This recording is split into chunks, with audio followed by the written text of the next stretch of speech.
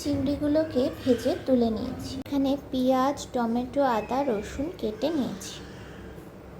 এভাবে আমি নারকেলগুলোকে এই যে কুড়িয়ে নিয়ে মিক্সিতে একদম জল বার করে নিচ্ছি, দুধ বার করে নিচ্ছি। একটু বেটে নিয়েছি মিক্সিতে। এখানে নারকেল, দুধ বার করে নিয়েছি একটু জল দিয়ে। আর এখানে হচ্ছে আদা রসুন বাটা, আর এটা হচ্ছে পেঁয়াজ বাটা। এই কড়াইতেই সর্ষের তেল গরম করে নিয়েছি।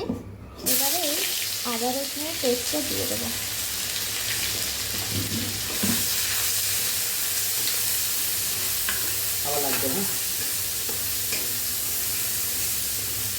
এটা একটু নাড়িয়ে চাড়িয়ে আমি এখন এই পরপর রসুন, আদা, এই পেঁয়াজ বাটাটা দিয়ে দিলাম।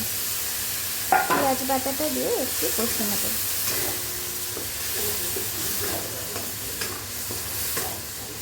এবারে 2-3 মিনিট ধরে একটু কষে নেব। পেঁয়াজ কষতে কষতেই এর মধ্যে আমি একটু ধনে গুঁড়ো, একটু জিরে গুঁড়ো দিয়ে দেবো। এটা একটু ভালো কষিয়ে নেব।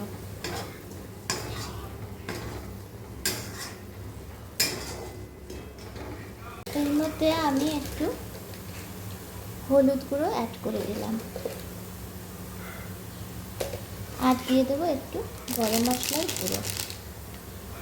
একটু গোটা গরম মশলা ফোড়নে দিতে হতো, আমি ভুলে গেছিলাম, তো আমি এখন এগুলো অ্যাড করে দিচ্ছি। ফার্স্টে একটু সর্ষে তেলের মধ্যে এটাকে ফোড়নে দিতে হতো।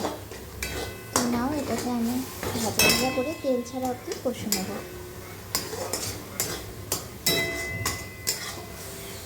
সময় ধরে এটা কষে নিতে হবে। কষতে কষতেই আমি এখানে টমেটো বাটাটাও অ্যাড করে দিলাম, আর একটা লঙ্কা।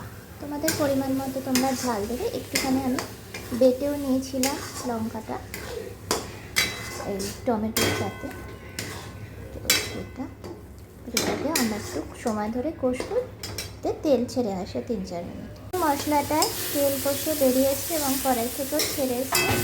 এবারে আমি এর মধ্যে নারকেল যেই জল দিয়ে বেটেছিলাম এটাকে অ্যাড করে দেবো। বেশ একটা ঘন গ্রেভি হবে। এটাকে নাড়াচাড়া করে নেবো, তারপরে জল অ্যাড করবো। তো কত সুন্দর কালারটা চলে এলো। এবারে আমি এখানে পরিমাণ মতো নুন অ্যাড করে দেবো, দিয়ে তারপরে নেড়ে চেড়ে জল অ্যাড করে দেবো।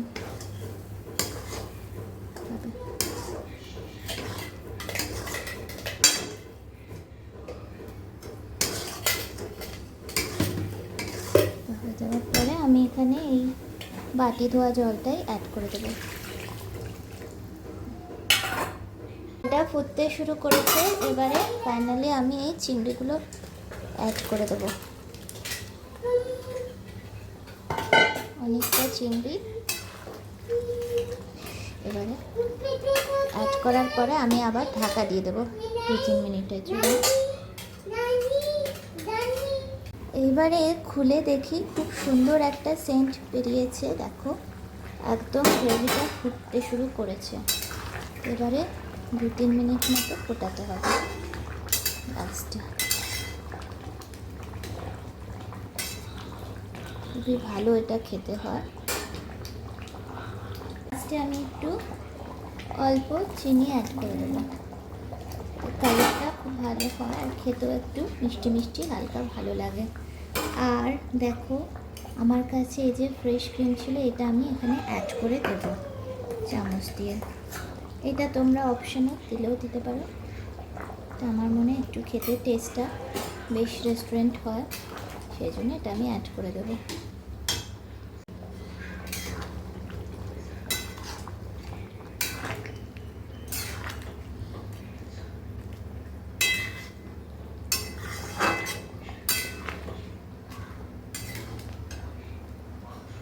আমি ফ্লেমটা অফ করে দেব। কত সুন্দর একটা গ্রেভি খুব ইজিলি তৈরি হয়ে গেল।